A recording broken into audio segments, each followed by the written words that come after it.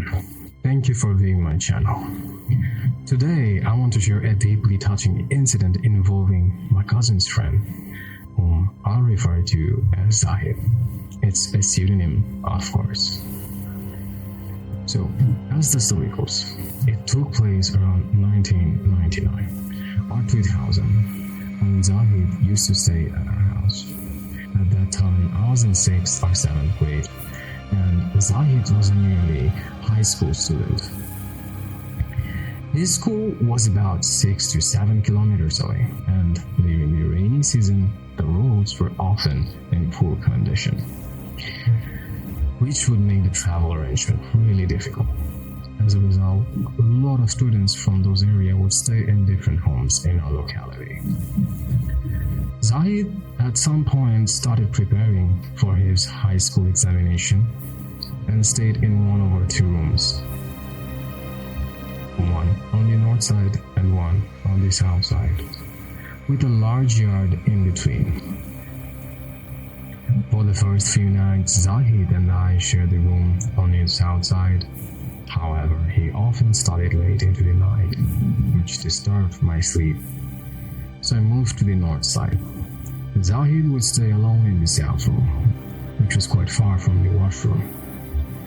One night when my uncle stepped outside, I noticed a girl coming down from Zahid's balcony, dressed in white, long dark hairs, and had an obscure blur in her figure. She was walking toward the black walls of the house.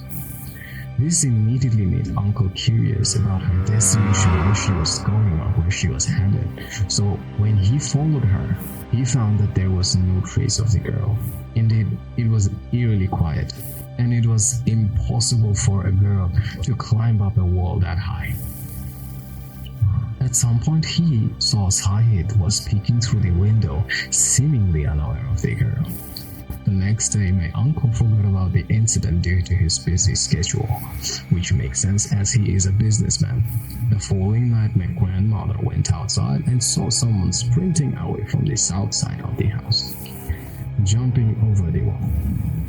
This made her immediately get frightened, shocked, and under panic, she had started screaming, thinking that a thief had entered the house. This immediately made all the people rush outside, only to find that there was no one. In fact, it was actually quite late, almost 3 at midnight. So we had no choice but to return to bed, but the next morning, the incident became the talk of the house. When everyone started discussing, we all realized that this peculiar sightings had a common pattern. It would immediately happen late midnight. Everyone would share the same idea or belief that seeing a female shadowy figure. Sometimes she climbs over the building. Sometimes she would pass through even walls. She would appear out of nowhere. This realization immediately made everyone curious and be under caution. At some point, all of these sightings led to suspicion towards Zahid. Meanwhile, Zahid had gone to a private study session that morning. Later that day, my uncle had confronted Zahid, asking if he knew anything about the girl, to which Zahid denied any knowledge. My uncle was a PS man, so he decided to speak with Zahid's father about the matter. What Zahid's father revealed had shook Uncle to his bones. It happened that Zahid had been involved with a girl from their village, a former classmate, affair, and they had a relationship going on. They were seeing each other at that time.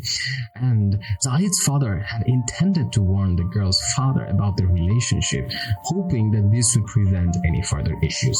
Zahid at that time, since he was studying and he was preparing for his studies, he had to really put his ground down to work for a brighter future for him and his family.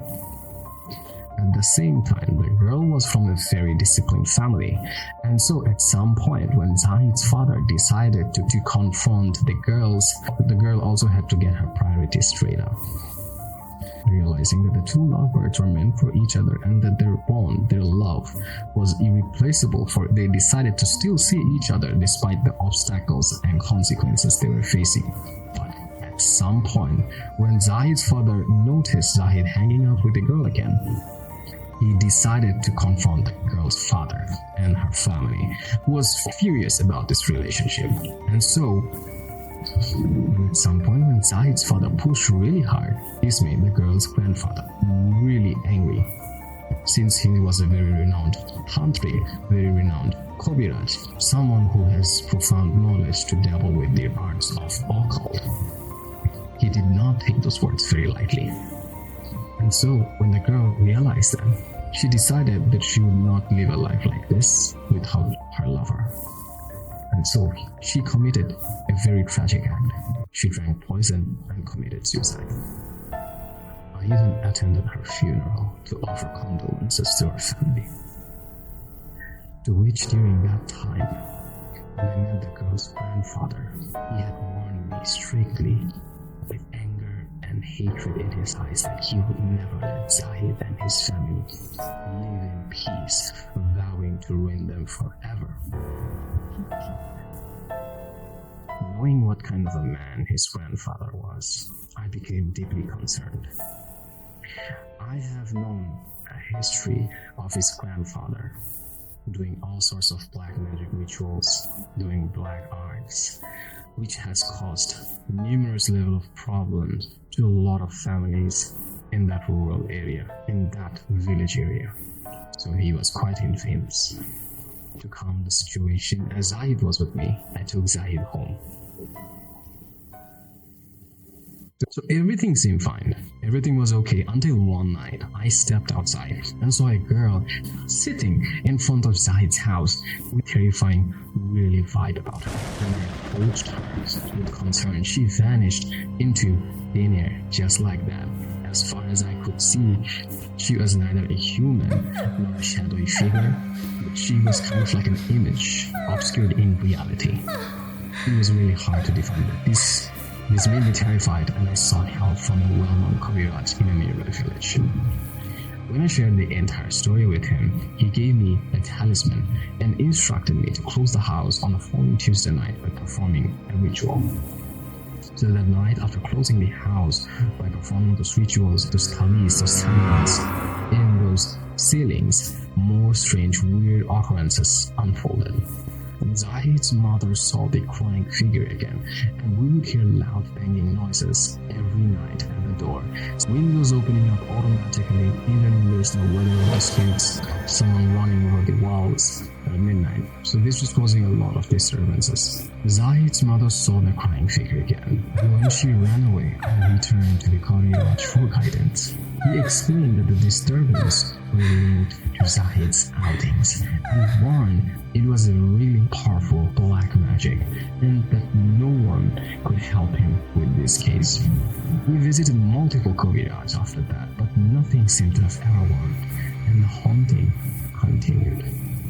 One evening, my cousin Ash visited, and while he was outside, Ash spotted Zahid in front of his room, seemingly talking to himself and as if his eyes were wide open with no eyelids over there. As he was speaking to himself, facing the wall, Ash noticed he was not just speaking to himself, he was actually speaking to the demonic girl figure who seemed to be hanging into the walls upside down.